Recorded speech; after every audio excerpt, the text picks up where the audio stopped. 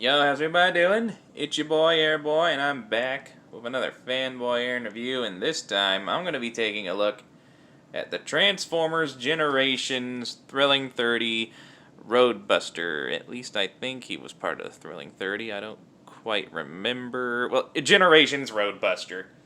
And normally I would take a look at the box, but I bought this guy loose on eBay, so no box. So let's get right into the vehicle mode.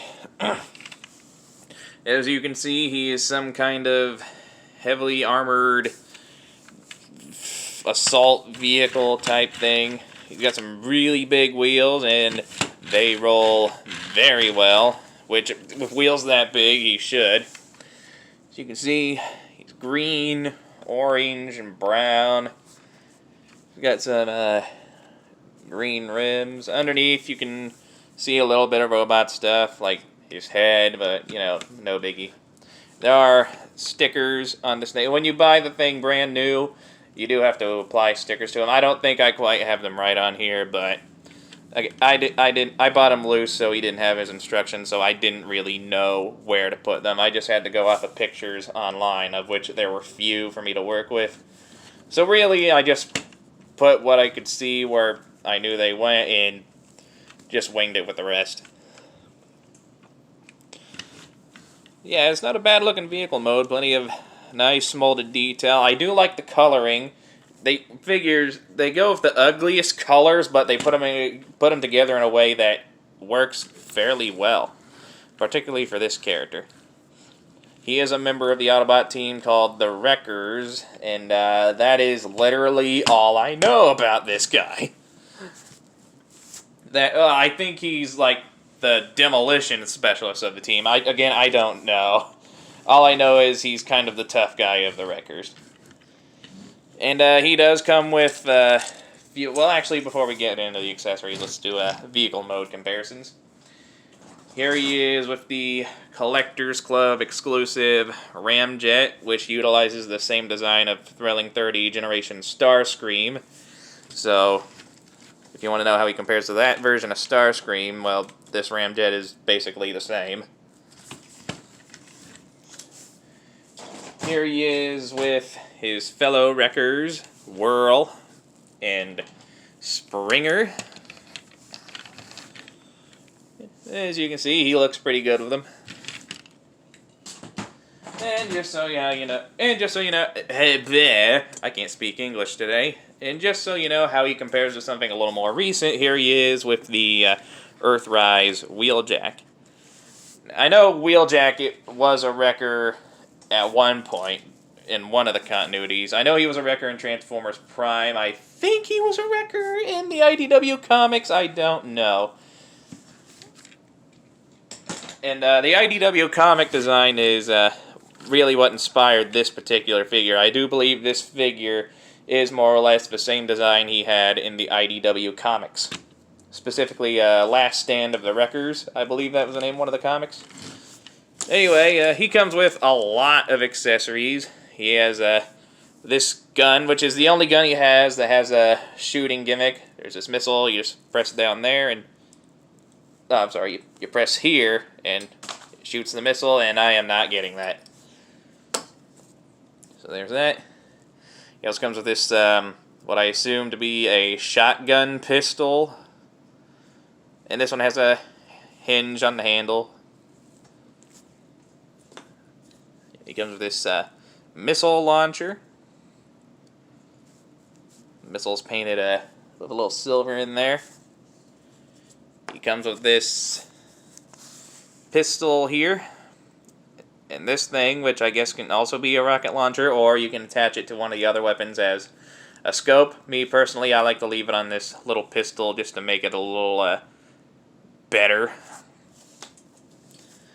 And he also comes with this assault rifle. And they're all molded. As you can see, they're all molded in a greenish plastic. A couple of them are a little brown. This side of the pistol is hollow, but, you know, not this side of the rifle is hollow, but, you know, no biggie. And you can store all this on his vehicle mode. There are various ports all over his body. This guy's basically an old Siege figure. That's what he is. Now again, I didn't have the instructions for this guy when I bought him, so I'm pretty much winging it with how his weapon should be attached to him.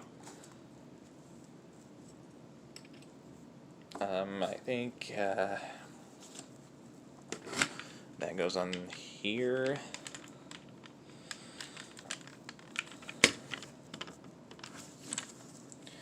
And this one goes here, I think. And there you go. That's all of his weapons attached to him. He is ready to wreck and rule. Alright, now let's go ahead and transform this guy. First, gotta remove all of his weapons. And the transformation is fairly simple. First thing I'm gonna do, the only real issue with the transformation I've had is that things are a little tight. First thing you want to do is you want to separate the legs by pulling them back and up out of the way. And once you do that, you want to split the legs apart. Go over here, rotate the feet, do the same, flip, rotate. And his feet are a little long. What I like to do is I like to angle it back and bring it up 2 clicks to kind of even them out. Then you fold the wheels back. Then we want to come up around to the front here. Let me just get this guy stand up.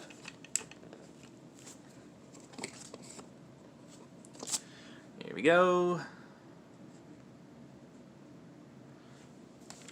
Just separate the arms. Swivel these out. They're on a double hinge. You just want to pull them out like that. Then you come up here, flip these parts in, and you flip this whole chest part down until it clicks into place. You want to rotate the head. Orientate the arms properly. Then what you want to do is you want to separate the arms. Bring them in like that. Same thing over here. And here we have Roadbuster in his vehicle, or robot mode. And yeah, I am so glad I picked this guy up because he was one of the Thrilling 30 Generations figures I kind of missed out on that I really wanted to get, just because of how he looked. And this guy looks really, really good. I absolutely love this guy's design. Let's bring him in closer so we can take a look at some of those details.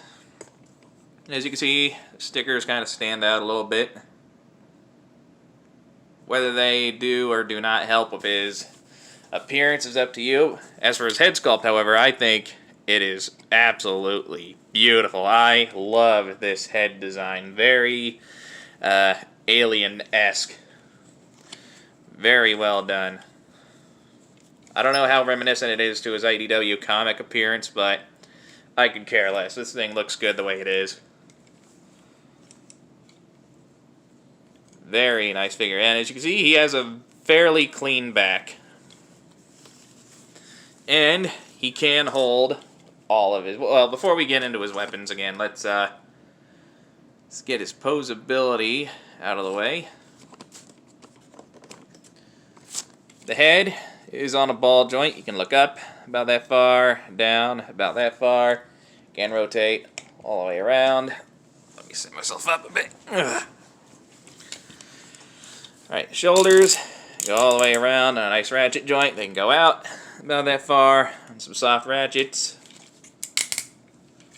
There is bicep rotation, double jointed elbow, so he's got a full elbow bend. Nothing at the wrist, unfortunately. Nothing at the waist either. Kind of sucks. No biggie. His legs can go. His legs, I guess his legs can't go up that far. I mean, if you rotate the thigh a little bit, they can go up about that far. Bring it back down, then go back that far. And again, he has thigh rotation. He's got a double jointed knee, but it can be a little... that's about as far his knee will bend. Of course, if you pull that wheel out, you can bend it all the way. And his feet, he's got a nice ankle tilt, rotation, and they can move up and down. So despite his lacking points of articulation in his wrist and waist, he's actually quite poseable. You can get some really good looking poses out of this guy. Yeah, that don't look half bad.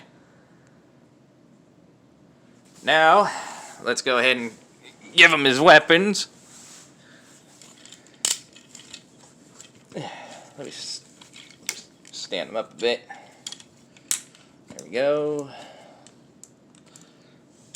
Now, you can combine these weapons literally any way you want. There is actually a combination for these weapons. Let's see if I can figure it out. You take the, if I remember correctly, you take the pistol, plug it into the side of this gun here. Oh, no, scratch that. You take the missile launcher and you plug it into the side of this gun here.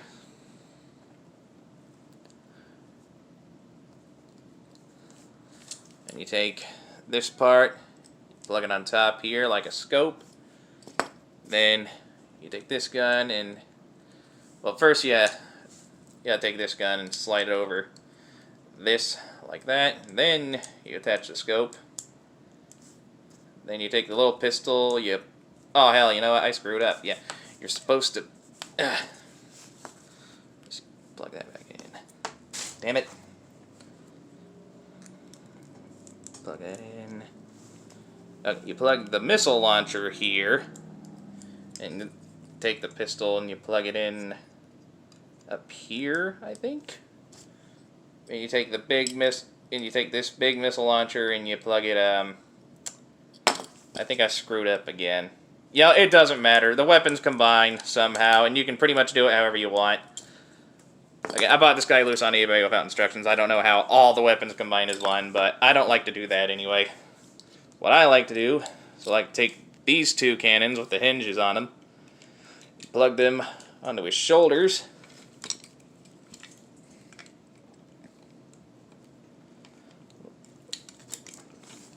You take the missile launcher, plug it into this port here on his shoulder.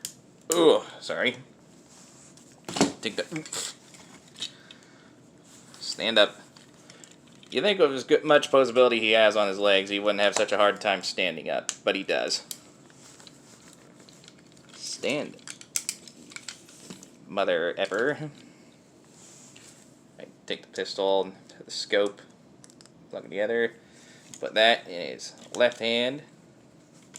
Then I take the assault rifle, put it in the right, and there you go. That's how I like to have his weapons. And that looks pretty good. If he's not the demolitions expert of the Wreckers, he's definitely the weapons specialist of the Wreckers. Either way, he is a fine figure. Plenty of accessories, and you pretty much get what you need from his posability. If you can get him to stand worth a damn. Alright, let's get into the robot mode comparison, shall we? Alrighty. Here he is next to the Collectors Club exclusive Ramjet, who again uses the Starscream from the same time he uses the Starscream design from the same year he came out, so in case you want to know how he compares to that Starscream as well.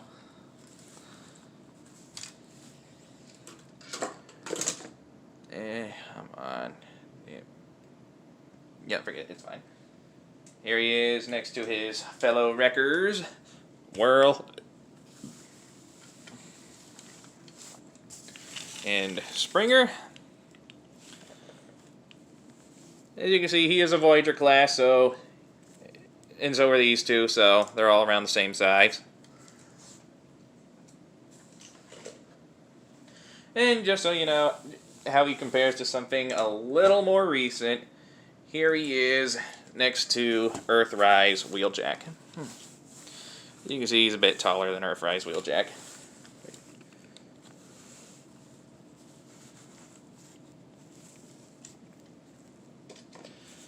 And that more or less does it for this guy. How do I manage to lose that tape measure every freaking... Oh, there it is. Alright, as he stands, from head to toe, from head to foot, he is about 6.5 inches. And at the time of release, he went for $20. And these days, you can probably find him for just around that much. Maybe a little more, maybe a little less if you're lucky. Now, do I recommend finding this guy and picking him up? If you can find him brand new with either repro labels or the stickers he comes with, yes, I would highly recommend grabbing this guy. He is a very good figure. Despite the lacking points in his articulation, you can get some decent poses out of him. He comes with plenty of accessories. His vehicle mode looks good. His robot mode looks good. So, really, the display options with this guy are damn near endless. So, yeah, I strongly recommend finding a copy of this guy if you can. Very good figure. And that pretty much wraps it up for this review. If you enjoyed it, hit that like button, leave a nice comment, and enjoy the rest of your day. And, I don't know what I'm going to look at next time. We'll figure it out when we get there. So until then, I'll catch y'all next time. Bye-bye.